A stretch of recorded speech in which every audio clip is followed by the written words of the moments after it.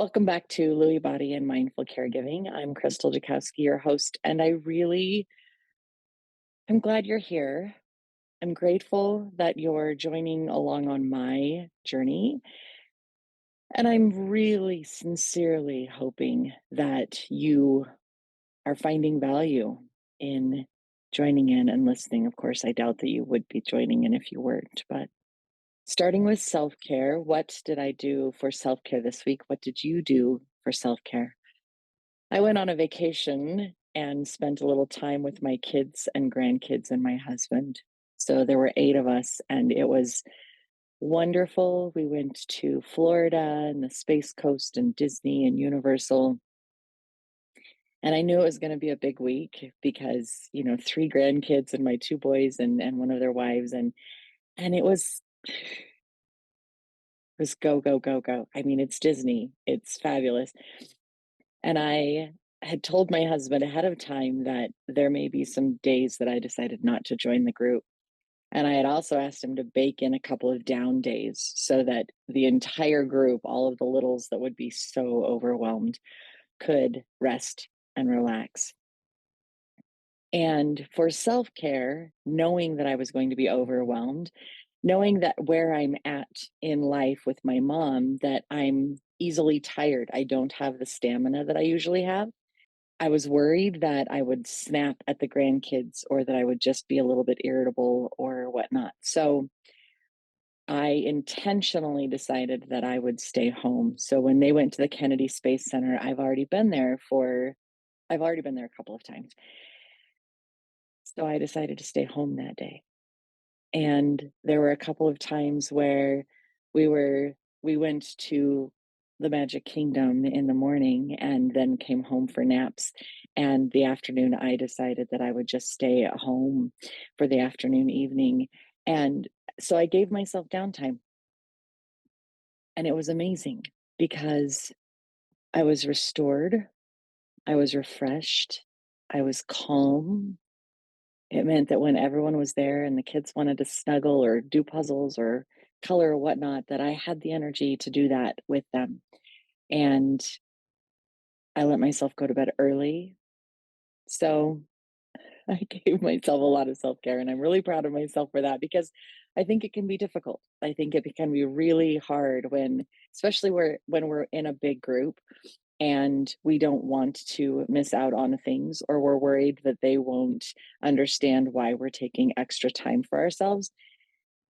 And it's my kids and my grandkids, and I really wanted to spend time with them. I also needed time for myself.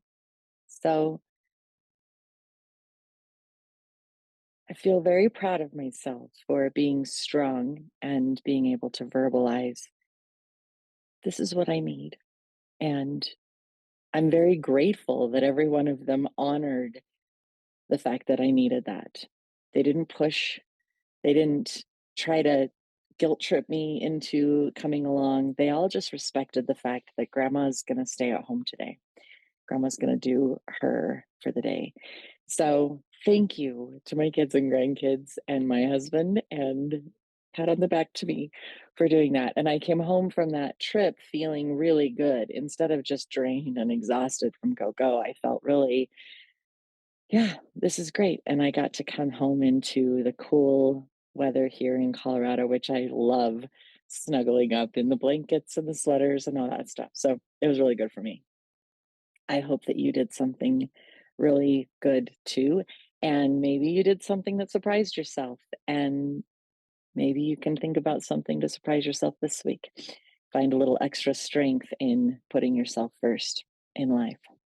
Today, I want to talk a little bit about an end of life conversation that I had with both of my boys because it was very interesting for me. I have talked to you guys before about the need to do the end of life documents for your loved one so that you can know what they want. You can be aware of at what point do they want to stop treatment, or are they a DNR? Are they go ahead and do a tube like a breathing tube or a feeding tube? What are their end of life desires. And not only that, but why. Because there are going to be those gray areas that are really weird and difficult, and you don't really know, would they want this or wouldn't they want this? But if you know the why behind it, and let me explain that just a little bit. My husband's why behind all of his end of life stuff is, as long as he can contribute to humanity, as long as he can help somebody with his mind, then he still wants to be kept alive. So if there's a gray area and he's in a coma and it's highly unlikely that he's going to come back from that, then I need to weigh, okay, do we do everything possible to keep him alive, or do we go ahead and let him go? Because his goal is to be able to continue contributing to with his knowledge to other people. He wants to be able to continue learning and taking knowledge in and be able to continue helping other people learn and grow. That helps me a lot when it comes to the gray areas. Why do you want this? What is your purpose in being let go or staying here so that I can help navigate that for them? So, what is your personal why, your intention? What is your reasoning behind whatever your wishes are? And make sure that that's known, because when the time comes, it'll make it a lot easier. So, the last night of our trip, the kids asked about mom. So we had a little family powwow and we sat down and I was telling them about my mom and where she's at and what's going on with her in her life and with me in my life, because everything mom's is everything mine as well. So it was a pretty lengthy conversation, just updating them on how she's doing and the medications that she's on and why she's on them and what they're doing. And at one point towards the end of it, one of my sons, he was like, well, why don't, never mind, never mind. I'm not going to ask the question. And I said, ask the question. You have a right to know. And I'm totally an open book. What's your question? No, no, no. I don't need to ask it. Ask your question. I want to answer your question. And he said, why don't you just put her in a home? Have you talked about putting her in a home?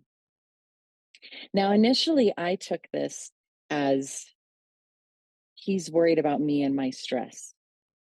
He's worried about the weight and the frustration that I'm going through. And I got ready to answer that. And my husband, Jay, instead jumped in and said, let me explain that to you. The reason we haven't and won't put her in a home is that where she's at is the best place for her. And that due to her end of life wishes, she will pass. We will be helping her, taking her off the meds and allowing her to go before she's fully in that 24-hour care need. So right now, where she's at is the best place, and it does not behoove us to put her in a home. After this conversation, we were in the kitchen and it was just me and my two boys. And I said, look, I need you to understand that due to what I'm going through with my mom and the way I see it, I want you to remember me as me, who I am now. I don't want you to remember me having to feed me or change my diaper or help me out in any other way. I want you to remember me as a strong, happy, vibrant mom. And I will choose my own way out. I will choose my own path to the best of my ability. I said, I will probably put myself into a home so that you aren't questioning whether or not you should and what to do about that. And my one son was just upset and crying, emotional, and wanted to argue with me. And the other son said, it's no use arguing with her. She already knows what she wants. I've tried to convince her otherwise. This is what I want. I don't want my kids to have to go through the stress of, is this the right med? Look at this decline. Is this decline because of the meds? Is it because of something else? Like, what's really going on? Taking me to all my doctor's appointments, managing my life for me. like I'm managing my mom's life. And I recognize that, if I live to my mom's age, my kids will be in their mid 50s. So they don't need to be 50 when they should be living life and maybe traveling and taking in the world when their kids are just leaving the house and they are becoming empty nesters. I don't feel like that's the time for them to go straight from taking care of their kids to taking care of me. Now, other people's opinions vary, and I encourage you to find your own path, your own desires, what works for you, what works for your kids. And I did ask my kids, how do you want to honor me? How do you want to acknowledge me? Because I want to honor that as well as I'm passing, as I'm going. My one son said, I want to be the one feeding you. It's every morning, I've got your spoon. Hi, I'm your son, and I'm just going to feed you today. I want to be the one to do that. It was so sweet because I could feel the love behind his statement. But in the moment, I reacted. And instead of acknowledging his love, I reacted with, but what kind of quality of life am I living at that time if you're feeding me and people are changing my diapers and I can't function? And that gave him pause. And he said, you're right. And you have the right to choose. It was a few days later after we got home. I'm so very grateful that my children will allow me to have these conversations with them because I think it's vitally important. And this with my mom has really brought so much of it to the forefront. It really is an opportunity to take a step back. It's an opportunity to look at where we're at and where we want to be and what's our best case scenario and what's our worst case scenario. And in the best case scenario, we get to pass in our sleep at 104 years old after we've gone skydiving. And in our worst case scenario, what do we want? And how do we want to plan for that? Because we don't all get that best case scenario. The odds are that it won't be the best case scenario. So I called my son up a couple days later and I said, I need to, are you alone? And he said, yes. And I said, do you have a few minutes? And he said, yes. And I said, do you have a few minutes where mom can go deep, hard, and heavy, and then we can bounce out? And he said, yes, I can do that. So I was very, very grateful that he was so open and willing to do this. And I said to him, when you said you wanted to keep me alive at all costs for as long as you can possibly keep me here, he jumped in and he said, I thought I'd offended you, because he's a police officer and he has been taught to see the micro expressions in someone's face. So he can tell when someone's lying. He can tell when there's a shift in a brain by the way your face reacts. So he jumped in and he said, I was afraid that I had offended you and upset you. And I said, well, then I'm really glad I called. And I said, you didn't offend me. You didn't upset me. You shocked me in that moment, which is why I took a minute. The reality is, I was surprised at your level of intense love for me as your mom. I was surprised that you would want to be the one holding the spoon because I don't want to be the one holding the spoon for my mom. I want to navigate her care and I want to make sure that she has the smoothest transition possible, but I don't want to hold the spoon. So then it opened up a good conversation about our love for each other and our relationship with each other and where we stand. End of life conversations are conversations that have to take place over several moments because there's so much to talk about that it can really be heavy and it can really be upsetting, especially if the people who are another part of that conversation are not ready to talk about it. If they're not ready to even consider the fact that this loved one that's sitting in front of them is not like they're going to die. This loved one sitting in front of them at some point in time will not be on this earth. It's hard to look at a person and think, there could be a day that I want to pick up the phone and hear your voice, and I can't. And while some of us may be in a space like I am with my mom, where we are faced with death, we are faced with the inevitable. We don't know when it's going to happen. We don't know necessarily exactly how it's going to happen, but we know that that is the only exit to this situation. And because we are faced with it every day, day in, day out, we are more intimately aware.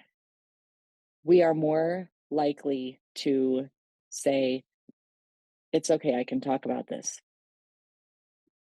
Whereas somebody who is just living their life and going through all of the beautiful things that surround them with their work and their family, their kids, their loved ones, their friends, their just life in general, they're living life.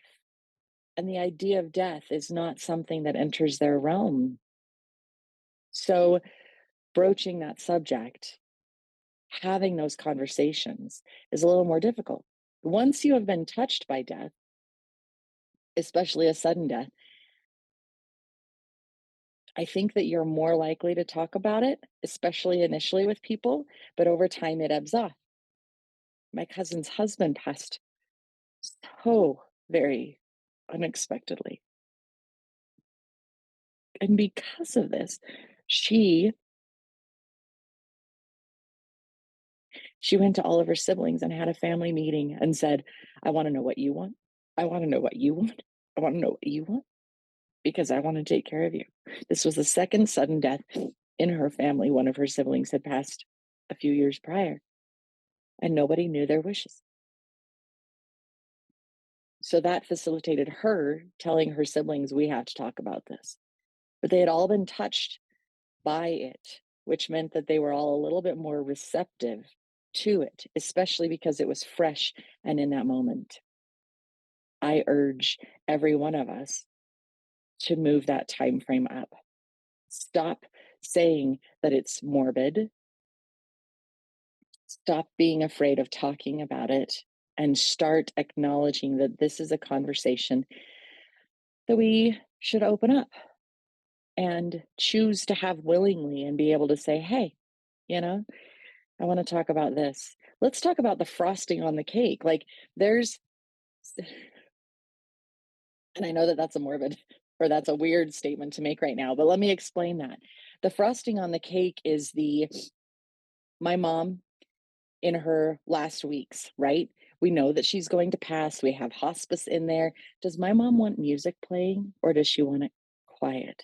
Does she want a party? Does she want people around her saying hi? Does she want flowers in her room? Does she want a certain smell in the room? Does she want it to smell like we're making cookies? Do we need to figure out how to make that? Because my mom bakes a lot and she bakes for other people all the time, and then she'll make cookies and then she'll put them in little baggies and she'll put those baggies in the freezer so that when people come and visit her, she can, when she knows someone's coming, she'll take the baggie out of the freezer and let it sit on the counter for a few hours so that it thaws out, and then when they come they get this nice fresh bag of cookies. So what smells, what sounds, what lighting does she want? Like, do we need to get colored bulbs so it's more subdued? Does she want the sound of the ocean, or does she want birds, or does she want the sound of the wind rustling through the trees? Does she want just white noise? Like, what is it? What's the frosting? Like, we talk about the nitty gritty and the I don't want CPR and I don't want a feeding tube or give me everything and keep me alive. And we talk about the medical aspect, but let's talk about the other calming, soothing, spiritual, emotional aspect that can be the frosting on the cake. Like, once I know all the nitty gritty, then it's how can I make it even better? Because I mean, dying's going to suck, but how can I make your transition as smooth as possible? How can I help you be as calm as possible? Do you want church music playing in your room so that you can be reminded of your Lord and Savior, so that you can know you're coming home? What do you want as the frosting on the cake? So I know that I will have more conversations with my boys. And I know that those conversations will continue getting deeper and deeper and deeper, especially as my mom is here. I've had a few of those smaller conversation with my siblings as I update them on what my mom is going through. And honestly, I want to dive deeper. What do you really want? What's the cool frosting on the cake that is unique that I wouldn't have thought of? Maybe I actually want that kind of a frosting on the cake. The conversations that you can have, the opportunity that is there because this is staring you in the face. And honestly, for me, and I would hope that it is true for you too, being able to talk about that part of it, being able to talk about what my wishes are or what someone else's wishes are, acknowledging that death is there, makes it a little bit easier to deal with moms because instead of pushing it in a closet and hiding away from it and saying, no, no, no, death's not going to happen. It's acknowledging it. It's pulling the boogeyman out from under the bed, pulling the boogeyman out from underneath out of the closet and saying, hey, I'm looking at you. I see you. And I'm going to choose how I come to you. I want this. I want that.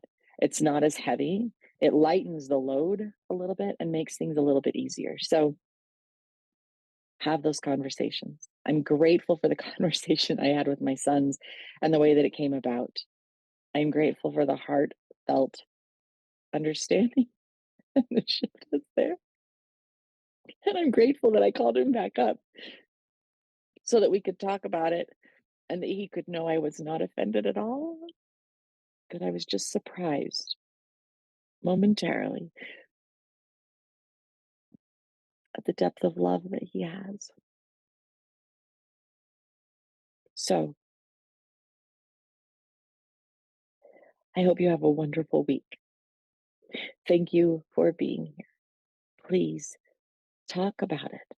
And if you're not ready to talk about it, maybe write something down so that you can at least have that and then move forward and take the opportunity to talk when you can because it will help. I promise you it will help. You may learn something about somebody that you didn't know. And that's a fun little gift too. So do a little self care. Go have some hot tea or some coffee, curl up in a blanket, love on yourself, give those people around you that you love so, so very much a hug, hold them close, and recognize that this moment is a gift. And in that gift, it is an opportunity. It's an opportunity to make a memory stamp and say, "God, this is amazing. I'm so grateful for you." It's an opportunity to express our love for each other. So I hope you come back next week for the next episode of Lewy Body and Mindful Caregiving. Take care.